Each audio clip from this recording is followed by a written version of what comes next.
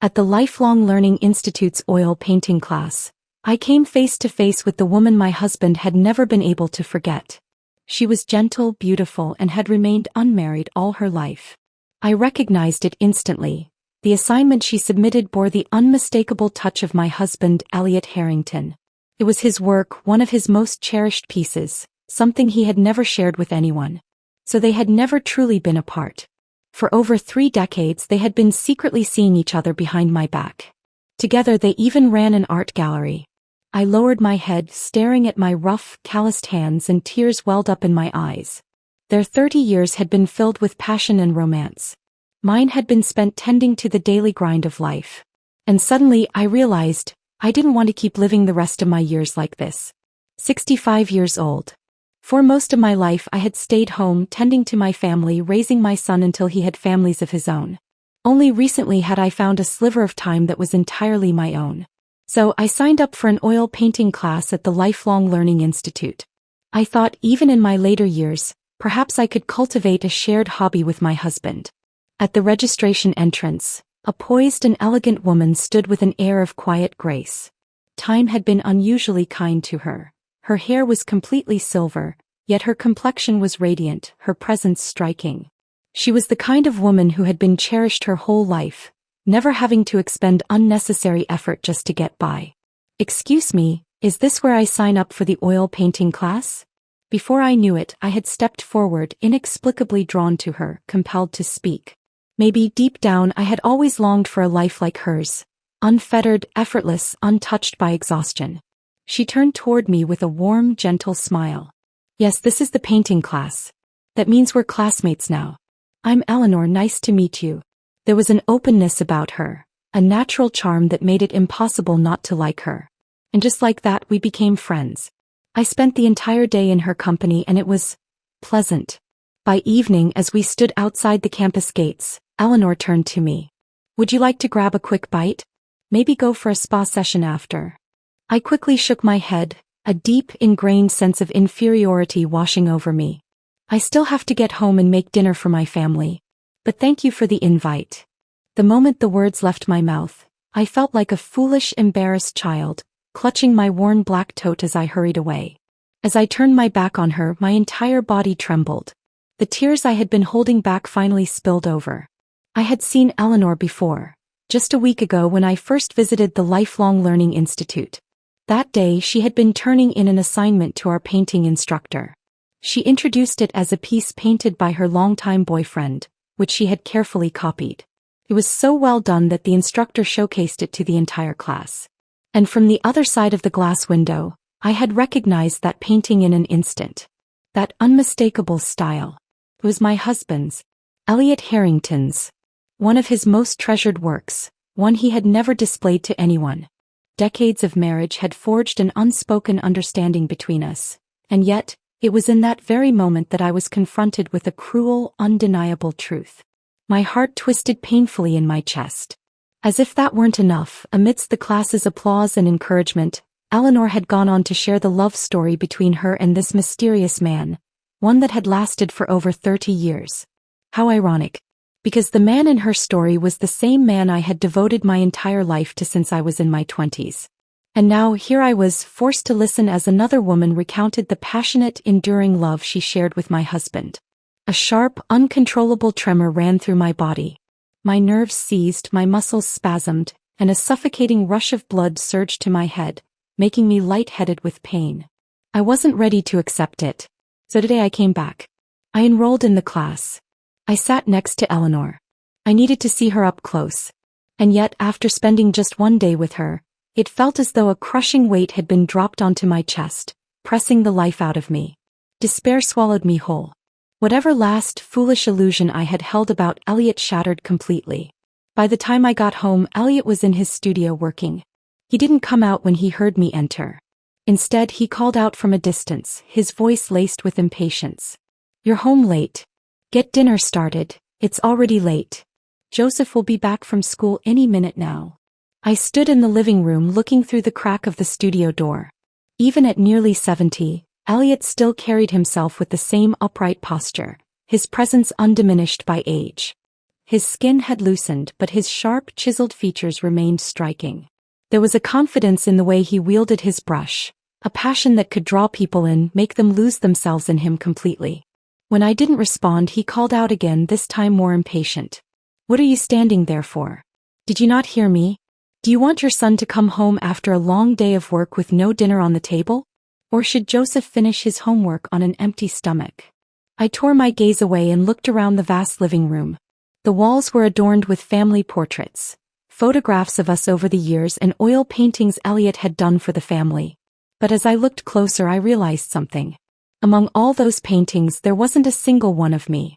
That bitter, suffocating resentment I had buried for years finally clawed its way out. I shouted, "Paint, paint, paint. The moment you come home, you lock yourself in that isolated studio. Is this house only mine? Are these children only my responsibility? You're retired now, Professor Harrington. What the hell are you still painting so obsessively every day?" Elliot paused, caught off guard by my outburst. He hadn't expected this reaction from me. Annoyed, he set his brush down with a huff. "There's nothing to discuss with someone as shallow as you. Art is a lifelong pursuit. It demands dedication. But what would you know about that?" Fury surged through me. I threw my bag onto the floor and stormed into his studio, pointing at the paintings in the living room. "Well, tell me then, Professor. You've dedicated decades to painting, capturing everyone around you, so why is there not a single portrait of me?" Elliot frowned at my aggression, taking a step back as if my presence was an inconvenience. "Stop making a scene, Jane. Stay out of my studio. You're just a housewife. Focus on your responsibilities. Why would I paint you? What's the point? Don't make a fool of yourself." I stared at him, and in that moment the cold that spread through me wasn't just in my bones. It reached my soul. "Then tell me, Elliot Harrington, what is worth painting? And why is it that I'm only worthy of being the woman who cooks and cleans for you? I spent my entire life taking care of this home, raising your children, making sacrifices for you, and in the end you look at me with nothing but contempt." Elliot exhaled sharply, irritated. He threw his brush aside, ink splattering across the canvas and onto the floor. "God, Jane, what's wrong with you today? Did someone piss you off outside? Do me a favor. Don't bring your petty, small-minded drama into this house. Stop acting like a common street shrew. Shallow. Disgusting." I let out a self-deprecating laugh. But as the laughter spilled from my lips, so did my tears. Looking at Elliot's face, contorted in disgust as if I were nothing more than an annoyance, I couldn't stop myself from asking, "Elliot, is painting Eleanor the only thing that isn't shallow? The only thing that isn't disgraceful?" His expression froze. For the first time in years, Elliot was completely still, scrutinizing me with an unreadable look. I thought he would demand to know how I had found out about Eleanor. Maybe he'd panic, scramble to explain, try to cover his tracks, or at the very least show some sliver of guilt. After all, we had built this life together. Decades of marriage, a home, children, grandchildren. Surely there had to be some part of him that still held on to this family, however little. Otherwise, why keep it a secret for 30 years? Why carry on this affair in the shadows instead of leaving me outright? But what I didn't expect, what I couldn't have expected, was the sheer, unfiltered rage that flashed across his face. His shock lasted only a second before it morphed into something far more visceral. His eyes burned with fury, his whole body tensing as if I had committed the ultimate transgression. It wasn't the usual irritation, the condescension, or the dismissive impatience I'd grown accustomed to over the years. No, this was different. This was the kind of rage a man feels when something precious to him is threatened. "Jane, I'm warning you," he snarled, his voice low and shaking with barely contained anger. "I don't care what kind of tantrum you throw at me, but do not, under any circumstances, disrupt Eleanor's life." All at once, my anger extinguished, snuffed out like a candle in the wind. I looked at him, his eyes blazing, his entire being coiled in defense of another woman. And in that moment he felt like a stranger to me. Had I ever truly known the man I had shared a bed with for decades? Or was the role I played, this so-called wife, nothing more than an illusion? It was as if I had been trapped in a long, cruel dream. A dream so vivid, so relentless that I had mistaken it for reality. Elliot kept talking, his voice rising in agitation. "I'm telling you, Eleanor and I are just like-minded friends. She owns a gallery and I invested a small share, that's all. I send over a few paintings now and then. It's a good way to expand my reputation. And the money I make? I give every cent of it to you, haven't I always? We're both old, Jane. Practically at the end of our lives. What the hell are you still making a scene for? On and on he went, rambling, explaining, no defending. A man who was usually so reserved, who rarely wasted words, was now a broken record, repeating himself over and over, desperate to shield her. As if terrified I would go looking for Eleanor, as if my mere presence in her world would taint it. So stop being unreasonable, he snapped. This isn't what you think it is. Honestly, at our age, don't you have any shame? And with that he spun on his heel, stormed out of the studio and stomped up the stairs. A moment later the bedroom door slammed shut with a resounding bang. Silence swallowed the house whole. A silence so deep that I could hear the slow mechanical ticking of the grandfather clock in the living room. I leaned against Elliot's work table, my legs giving way as I slowly sank to the floor. My body, worn down by years of exhaustion and sacrifice, protested with a dull, heavy groan. And then finally I just let myself collapse, landing in an ungraceful heap. Like a clown in a traveling circus. Except there was no audience. No laughter. Nothing left to call it but pathetic.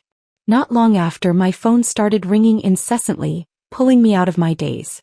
It was my son.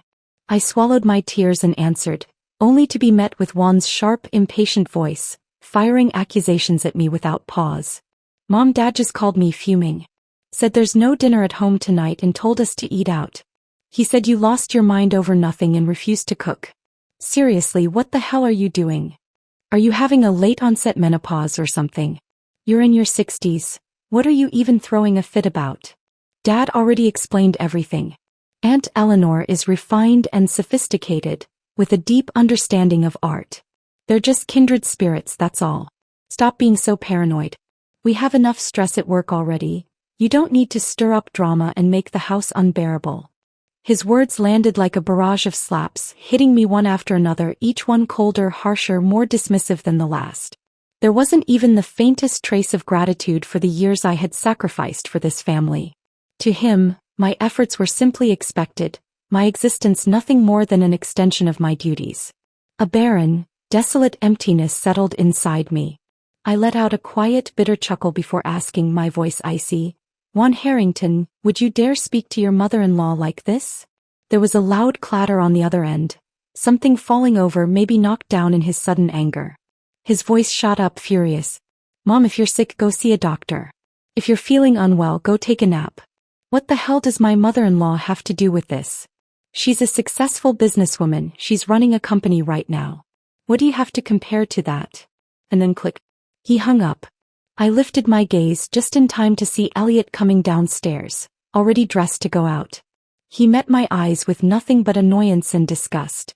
Stay home and reflect on yourself, he snapped. You're too old for this nonsense. I'm going out to eat. He didn't wait for my response. He grabbed his shoes, pulled the door open and slammed it shut behind him. The house fell silent again. I exhaled shakily and glanced at the counter. His heart medication sat right there. He'd forgotten it in his rush to leave. Even with the lingering fire of anger still burning in my chest, my hands moved on instinct, grabbing the bottle as I hurried after him. Just as I reached for the door handle, I heard his voice outside. He was on the phone. My old hag at home lost her damn mind today, he muttered, his tone filled with irritation. Eleanor, I hope she didn't scare you. Pause. Then he let out a relieved sigh. You don't know who she is? Good. It's better that way. Just some crazy old bat who spends her life cooking and cleaning. Nothing worth knowing. My grip tightened on the doorknob. He chuckled lightly. Anyway, I haven't eaten yet. Have you? If not, I'll swing by the gallery and we can go over the plans for the fall exhibition. The car engine roared to life and with a loud, grating rumble, Elliot drove off. I stood frozen in the hallway, the cold creeping through my limbs, settling into my bones.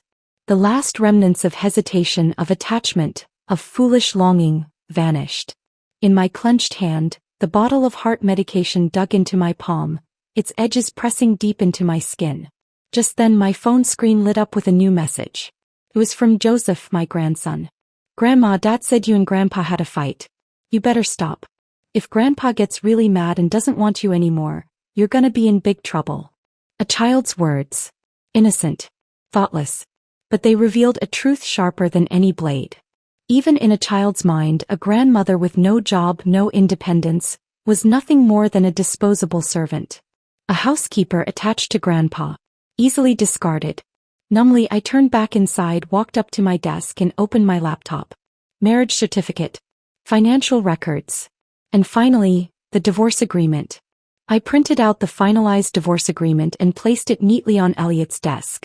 Then I packed a few of my belongings and left for the apartment I had purchased years ago as an investment before I got married. What was once a pristine, modern space had aged into something worn and neglected. It took me quite some time to clean it up, but when I finally lay down on the bed, I couldn't help but think, had my life turned out the same way? Had I too lost all traces of who I once was? My phone buzzed constantly, filled with missed calls and messages. Elliot 1. Every single one of them held the same accusations. I was being immature. I was too old to be acting like a rebellious teenager running away from home. I blocked them all. For the first time in decades, I was in a space that was mine. And I allowed myself to sleep. Decades of waking before dawn, working tirelessly to keep that house running, had worn me down. The years of sleepless nights had aged me beyond my time, making me look far older than I actually was. Because in truth, I was 5 years younger than Elliot. When we first met, I was the prettiest girl in town. Boys would chase after me trying to win my favor. Back then, Elliot was just an art teacher at the local public elementary school. His parents had died in a wildfire, leaving him with nothing. No family, no money, not even decent clothes to wear. But even in his misfortune, he held himself with the quiet arrogance of an artist, distant and untouchable. I suppose that's what drew me to him in the end. The quiet confidence, the unyielding pride despite his circumstances. In those days, struggling artists were seen as foolish, useless. He had no wealth, no stability, and no future to offer. People mocked him, bullied him, called him a lost cause. So I started bringing him meals in secret, making sure he had something warm to eat. Every penny I managed to save, I spent on eggs and vegetables for him, making sure he had enough nutrition to get by. Eventually, Elliot got into college and left our small town. And even though we weren't engaged, I took care of him. His laundry, his meals, anything and everything, so he could focus on his studies and his art, free from any distractions. Later, despite having no wedding, no financial security, and no blessings from friends or family, I still married him without hesitation. I can still remember how he held my hands back then, looking at me with nothing but devotion. Jane, marrying you is the greatest honor of my life. And now, decades later, I had become the most repulsive thing in his world. After a few days of rest, my body and mind finally began to recover. Clarity settled in. The haze of years of sacrifice and neglect lifted, and I saw things for what they truly were. So I called Elliot. The moment he picked up, his voice, though weary, carried a note of reluctant compromise. Jane, enough is enough. Come home. The whole house is a mess without you.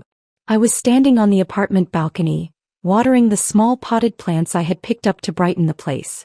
I curled my lips into a faint smile. Elliot, I've spent decades taking care of you. Now that we're nearing the end, I think I'd like to take a few years to live for myself. Whatever happens to that house, it's no longer my concern. Before Elliot could respond, Juan's voice suddenly took over the line, filled with frustration. Mom, Susie and I are both swamped with work, and Joseph has no one to take care of him. He comes home from school to an empty house and eats fast food every night. Dad doesn't even have clean clothes to wear. The place is a disaster. Just stop already and come back. I lowered my gaze, looking at my hands. Hands that had scrubbed floors, cooked meals, folded laundry, hands that had once been soft and delicate but were now lined with wrinkles, rough from years of unappreciated labor. I won't be coming back. My voice was steady, final. 4 years I sacrificed everything to support your father's dream, and in the end, you all dismissed me as some unreasonable, crazy woman. And you're an adult now. You have your own family. You, more than anyone, should understand how hard it is to keep a household running. You should know how exhausting it is to take care of others. But instead of gratitude, all you feel is entitlement. You think I was meant to be your caretaker, that I was born to serve this family. Well, not anymore. I took a deep breath, steadying myself. From now on, unless it's absolutely necessary, don't contact me. I've spent my whole life living for others. It's time I lived for myself. Elliot refused to agree to the divorce. Juan, on the other hand, bombarded me with texts and calls, berating me for being an old woman acting out of line. I ignored all of it. Instead, I hired a lawyer and gave him full authority to proceed with filing for divorce. In the meantime, I withdrew from the Lifelong Learning Institute's painting course. Then, after some research, I found a private flight school. The staff stared at me in disbelief as I filled out the registration form and passed the medical exam, officially becoming their oldest student. I also visited a high-end cosmetic clinic and signed up for a full-package beauty treatment. Then I enrolled in floral arrangement and tea ceremony classes, things I had always been interested in but had never allowed myself to pursue. For the first half of my life, even as Elliot's career flourished and our family never lacked financial stability, I had always been harsh on myself. I scrimped and saved, ensuring that every penny went toward my family's needs instead of my own. I poured every ounce of love and patience into taking care of everyone. And now looking back, I realized just how foolish I had been. There was an intoxicating thrill in spending my own savings on myself without guilt, finally indulging in the things I had denied myself for so long. It felt exhilarating. Elliot tried to contact me often, attempting to initiate calm conversations. He even showed up at my apartment a few times, only to be turned away by security. I had already informed the property management to deny him entry. I gave him no chance to disrupt my new life. I was too busy building the one I deserved. My schedule filled up rapidly. Every day was full, purposeful, joyful. I even joined a yoga class and started shedding the weight I had carried for years. Through these new experiences, I met incredible people, like-minded, independent, and full of life. We spent our afternoons sipping tea, playing poker, and exchanging stories about rediscovering ourselves. We traveled on a whim, packing up and heading out to experience the breathtaking beauty of the world. Elliot remained uncooperative about the divorce. With no agreement in sight, I sat down with my lawyer to discuss moving forward with the lawsuit. But before I could take the next step, an unexpected visitor arrived. Susie, Juan's wife. She stood in the doorway of my newly refreshed apartment, her gaze sweeping over the cozy, well-maintained space and the fragrant flowers blooming on the balcony. She let out a long sigh. I met her eyes with indifference and asked, "Susie, are you here to convince me to go back and be your unpaid servant again?" She blinked, startled by my bluntness. For a moment she said nothing. Then slowly she shook her head. "At first, maybe. But Jane, the moment I saw you today, I changed my mind." Her voice was quiet, almost introspective. "You're nothing like the woman I've known all these years. And now I think I finally understand why you made this choice." Her words caught me off guard. For the first time in a long while, I felt something stir within me. After a pause, my voice softened. "Dear, we probably won't see each other much in the future. But if you ever truly need help, if it's a financial issue, go ask Elliot. Tell him to hire a real housekeeper. Because as of today, this free maid is officially retired." Another quiet week passed. That afternoon, after finishing my beauty treatment, I returned home only to find two people waiting outside my building. As if sensing my arrival, they both turned toward me at the same time. Eleanor stood there, still as poised and elegant as ever. There was no hostility in her gaze, no condescension, just a serene, knowing smile as if nobility was carved into her very bones. And beside her, Elliot. He looked nothing like the confident professor he once was. He stood at her side, subdued and meek like a docile house cat. The moment he saw me, Elliot froze. He took in my appearance, visibly startled, as if he hadn't expected my transformation to be so drastic. It took him several long seconds to be sure it was really me, and then in a sudden rush he stepped forward. His hands gripped my shoulders with urgency, and for the first time in years his aging face was filled with longing, even desperation. "Jane, finally. I've been waiting for you. I came here just to see you." I studied him. His pants had oil stains, his shirt was wrinkled, clearly unpressed. He had not been doing well. But the most surprising thing? I felt nothing. Not pity. Not anger. Not the remnants of love. Just nothing. "And why exactly are you looking for me?" My voice was distant, detached. The Jane who once revolved around this man, who had spent her life devoted to him, was long gone.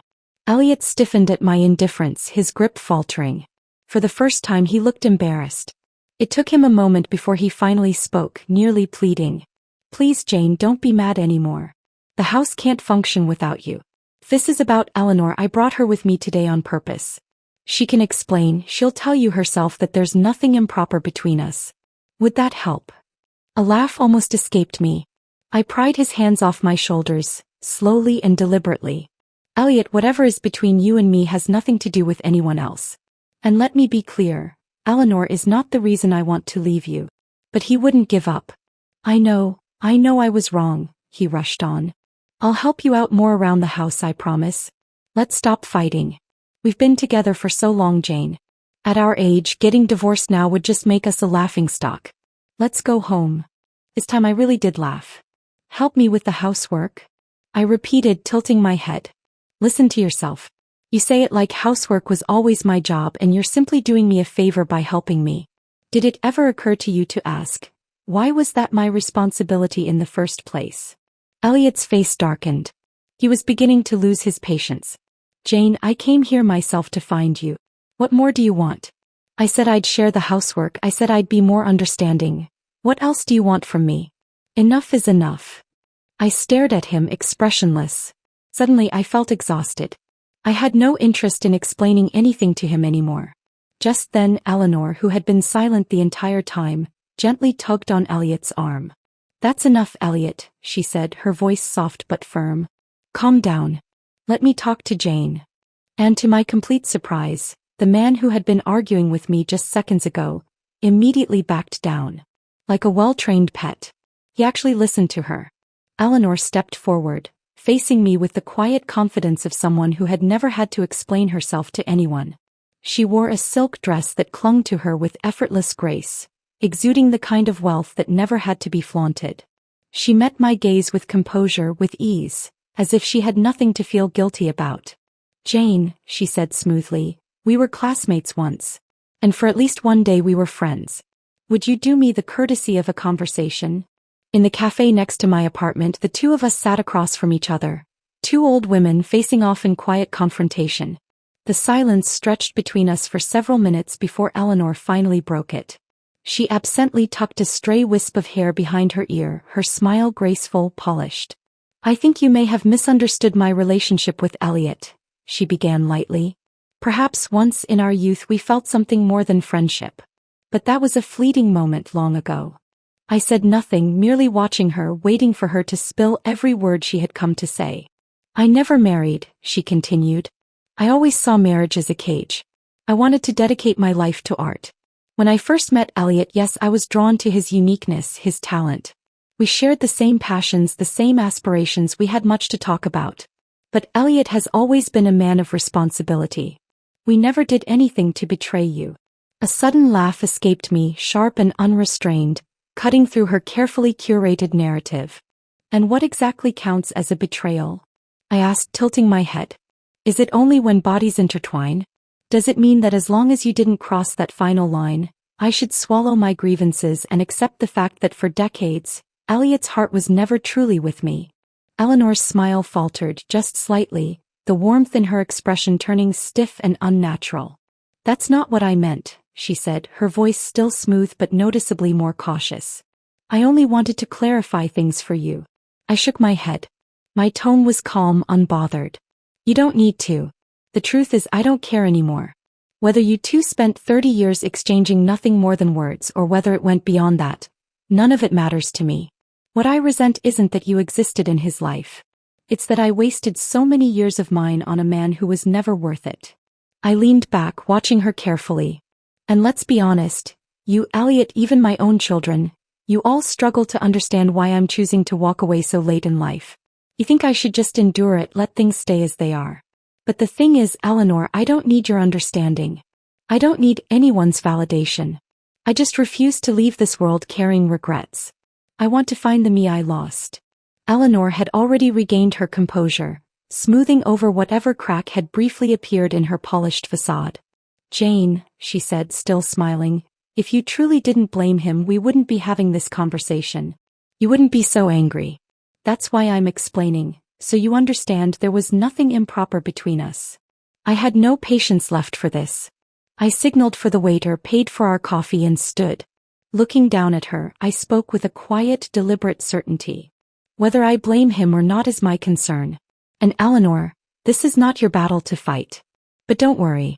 Soon enough I'll be free of him. Then whatever romantic notions you two have can finally step out of the shadows. Whether it's a meeting of the minds or a union of the bodies, whatever you choose, it will no longer concern me. Without another word, I turned and walked out of the cafe. Elliot was waiting just outside. His face was weary, lined with exhaustion and something that almost resembled remorse. As I passed, he reached out instinctively, trying to grab my hand. I sidestepped him with ease. Eleanor soon followed, slipping naturally to his side. The two of them stood together, framed against the setting sun. An old man and an elegant woman, their silver hair catching the light, their presence seamlessly matched. At a glance, they looked perfect together. The same selfishness. The same pretense. The same carefully crafted illusion of refinement. I turned to Elliot one last time, my voice steady, unwavering. Elliot Harrington, you're almost 70 years old. You've spent a lifetime lying to yourself. Maybe you even believe you've done the honorable thing, keeping me around despite your wandering heart, convincing yourself that your self-restraint was a sign of integrity. But let me be clear, I don't buy it.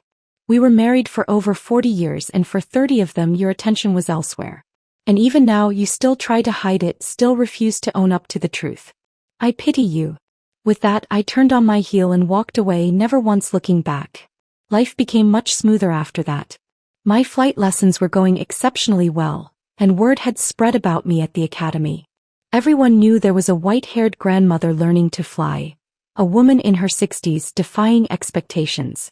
Seeing me as an example, the younger students became even more motivated, their enthusiasm infectious. Some, with my permission, even filmed my training sessions and posted them online. To my surprise, the videos went viral. Before I knew it, I had become somewhat of a local internet sensation. The grandmother pilot, an unexpected inspiration. But just as I was embracing my newfound freedom, Juan finally lost his patience. He stormed into my apartment, his face red with anger, his voice sharp with accusation. Mom, have you lost your damn mind? Why are you humiliating yourself like this? Do you have any idea what kind of disgrace you've brought on this family? You've turned our home into a mess and you feel no shame? Enough of this nonsense. Come home and do what you're supposed to do. I looked at him, the son I had raised, the boy I had sacrificed so much for. And all I felt was a cold, crushing disappointment. Juan, I said, my voice steady but distant, you're not a child anymore. But it's clear I failed in raising you. I must not have taught you respect, because you stand here now, speaking to the mother who gave you life as if she were beneath you. Juan let out a sharp, mocking laugh, his eyes scanning me from head to toe. You. He sneered. You're nothing more than a parasite in the Harrington family. Without my father, where would you be? Do you really think you'd have lived such a comfortable life if not for him? You were just some nobody from a backwater town. You should be grateful that you got to marry my dad and serve him all these years. It's the best thing that ever happened to you. And now you think losing some weight, getting a few beauty treatments and picking up fancy hobbies makes you Eleanor? Makes you refined. Tears welled up in my eyes, but not from sadness. From sheer, unfiltered disgust. I shook my head, looking at the stranger in front of me. If that's how you see me, Juan, I said, my voice shaking but firm, then go find yourself a mother who suits your tastes. But don't ever come looking for me again. Juan slammed his hands down on the table, his face twisting with rage. Fine, he roared. Jane Moore, from this day forward, you are not my mother. I gave you a chance to come back and you refused. When you realize you made a mistake, when you come crawling back, don't you dare ask me or Dad for anything. Then with one final display of fury, he kicked over the trash bin in my living room, sending its contents flying across the floor. And then he was gone, the door slamming behind him. I stood in the wreckage of the moment, watching as dust and debris settled in the air. I felt my heart ache, a deep raw pain that pulsed through my chest like a wound torn open. But after the pain came something else. Relief. Because now I had finally seen them all for who they truly were. Their selfishness. Their cold indifference. And I felt nothing but gratitude that I had made the choice to leave while I still had time. If I had one regret, it was only this. I should have woken up sooner. On the way home from my final floral arrangement class, I passed by a shopping mall and decided to stop in to buy some new vases to replace the old ones in my apartment. The moment I stepped inside, I saw them. Elliot was fawning over Eleanor, carrying her bags as she leisurely browsed through the store. Behind them, Juan, Susie, and their child followed, their hands full of shopping bags, clearly enjoying a successful spree. "Eleanor, you have the best taste," Juan said with admiration. "The clothes you picked out for us today are so stylish. I'll wear mine to work tomorrow. Everyone's going to be impressed." Eleanor smiled graciously. "Well, you take after your father. Good figure, good looks. You should dress well to match your natural elegance." Juan beamed at the compliment, laughing as he replied, "Exactly. Not like my mom. She always bought me those cheap, ugly clothes with no sense of style." Elliot, ever the doting companion, handed Eleanor a thermos cup and massaged her shoulders affectionately. "You must be exhausted after today. Here, drink some water. Let's go have dinner and rest." I stood at a distance watching the scene unfold, my lips curling into a mocking smile. They had never enjoyed shopping with me. They used to say I dressed too frumpy, that I was overweight, that walking beside me in public was embarrassing. On the rare occasions when we did go out together, they would always keep their distance, as if pretending we weren't even a family. But then something unexpected happened. Susie, who had been silent and expressionless until now, suddenly spoke up. "Juan, how can you talk about your mother like that?" Juan shot her an annoyed glare. "You don't get it. Stop being so naive. You should learn from Aunt Eleanor, graceful, sophisticated. That's how a woman should be."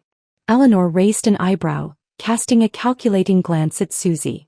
After a brief pause, she pulled a jewelry box from one of the shopping bags and handed it to her. "Susie, this is for you. I think we get along well. I hope we can continue to be close." Susie didn't take it. Instead, she leveled Eleanor with a cold stare. "Eleanor, don't you think this is a bit inappropriate? After all, Jane and Elliot haven't even finalized their divorce yet. Shouldn't you at least wait until everything is settled before playing the role of the rightful woman by his side?" A visible flush spread across Eleanor's face. She waved a hand dismissively, clearly caught off guard. "You misunderstand. I'm not interested in marriage. I've always believed in staying independent. Elliot and I simply have a strong connection, nothing more. Whether Jane and Elliot divorce or not, it has nothing to do with me. Please don't make it sound like I'm trying to claim him." For the first time, Elliot's blissful expression faltered. He looked utterly stunned, as if he had never expected Eleanor to say such words in front of Juan and Susie. His mouth opened slightly, but no words came out. A scoff escaped Susie as she turned away, ready to leave, only to lock eyes with me across the store. The moment she did, everyone else followed her gaze and saw me standing there. Their faces twisted into varying degrees of shock, guilt, and discomfort. I casually adjusted my freshly trimmed hair and walked toward them, my heels clicking against the polished floor. "Elliot," I said smoothly, "since I ran into you here, there's no need for me to call. The court hearing for our divorce is scheduled for next Monday. Make sure you show up on time. No more games, no more delays. Let's get this done so you can finally welcome your soulmate into your life properly." Then I turned to Susie, offering her a kind smile before gently patting her shoulder. "Sweetheart, one doesn't deserve you." My voice was soft but firm. "Think carefully about your future. If you're smart, you'll leave him sooner rather than later, before you end up wasting your whole life the way I did." And with that, I turned and walked away, never looking back. After our final hearing, Elliot and I finally reached an agreement. The judge announced our divorce was official, and soon the decree would arrive in the mail. As we stepped out of the courthouse, Elliot hesitated, then reached out and tugged lightly at my sleeve. "Jane, whether you believe me or not, I need to say this. I never wanted to divorce you." I let out a sharp, derisive laugh. "Oh, I believe you," I said. "You never wanted a divorce. You just wanted a wife at home to cook and clean for you, while keeping a kindred spirit on the side to indulge your little artistic fantasies." His face flushed red, then turned pale. "Jane, why have you become so bitter?" he snapped. "Be honest with yourself. Have I ever mistreated you? I earned money and gave it all to you. I always came home on time.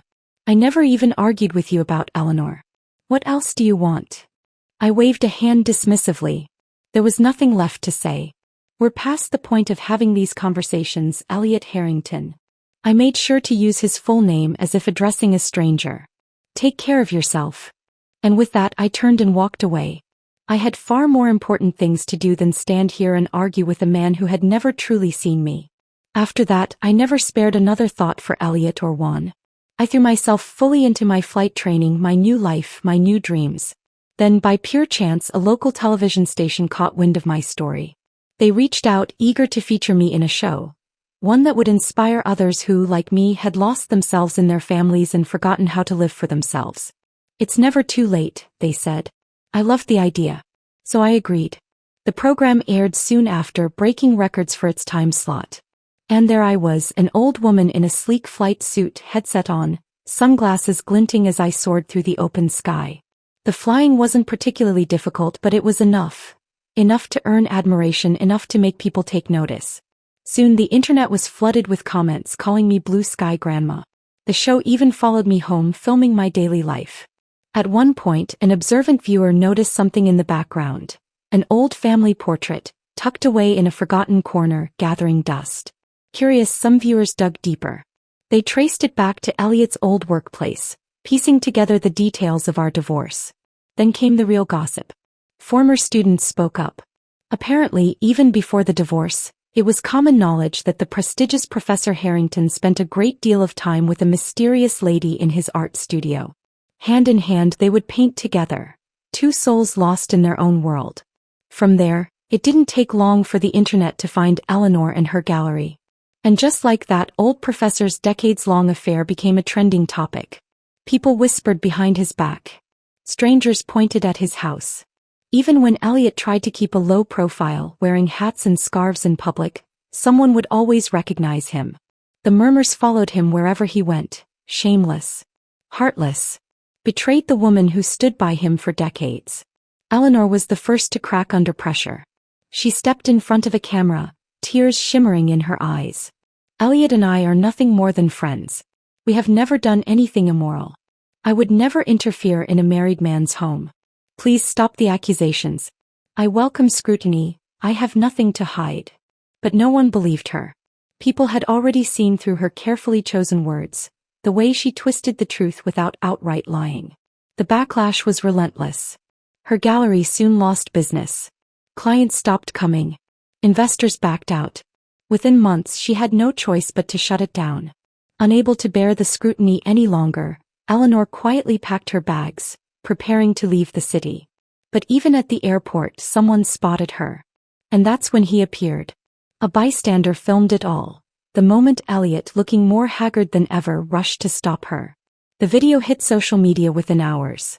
Eleanor, you can't just leave, Elliot pleaded, desperation in his voice.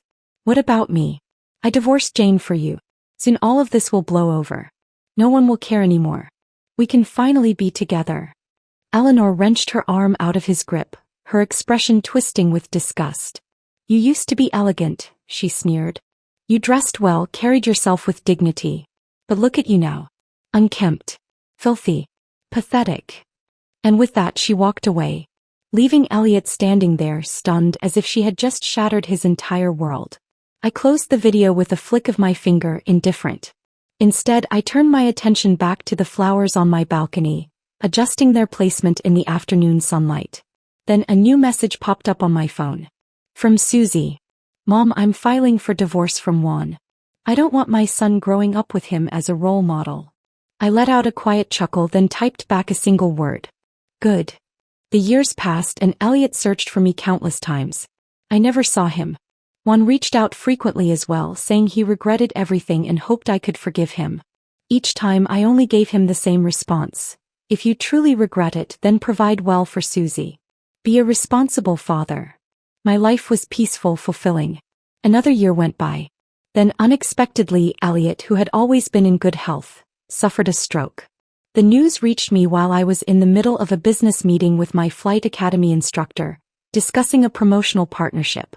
I had been chosen as their brand ambassador, and together, we were preparing to launch a full-scale industry chain. At long last, even in my later years, I had my own career. Still, out of the history we once shared, I made time in my schedule to visit him at the hospital.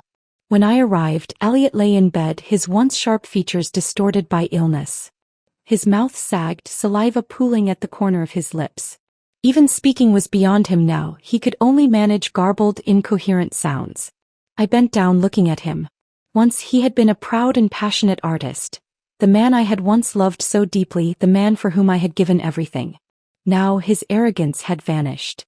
His gaze was vacant, dull, his mouth twisted in frustration as he struggled to form words. Time spares no one, least of all those who must finally reap what they have sown. I stood there in silence, memories flashing through my mind. The young man I met in our small town, the sacrifices I made so he could pursue his dreams, the family we built together, his rising success, his growing reputation. Me. I had spent decades running a household, supporting him, believing in him, only to realize in the end that I had been nothing more than a shadow in his life. Yet as I looked at him now, frail, broken, alone, I felt no hatred, no satisfaction, only closure. With a quiet sigh, I reached into my bag, took out a clean handkerchief and gently wiped the saliva from his chin. His eyes shifted to me, full of something I hadn't seen before, guilt, regret, maybe even shame. But beneath all that, his pride still lingered. Even now, lying powerless in a hospital bed, he struggled to let go of the man he used to be. "Elliot," I murmured, my voice calm, "do you remember what you told me when we got married?" His lips trembled, but no sound came. "You said that marrying me was the greatest honor of your life." His eyes flickered. A weak tremor passed through his fingers. I smiled faintly, without sadness, without anger. Just resignation. "But in the end, Elliot, you never truly cherished that honor." Tears welled in his eyes. His skeletal hand trembled, lifting slightly, reaching for mine, but he no longer had the strength. I hesitated, then took his hand in mine. Once his hands had been strong, warm, capable of crafting beauty. Now they were thin, fragile, speckled with age, drained of life. "The doctors say you'll survive," I told him softly. "But you'll need long-term care. I won't be the one to provide it." A single tear slipped down his cheek. He blinked rapidly as if to ask why. "It's not because I still love you.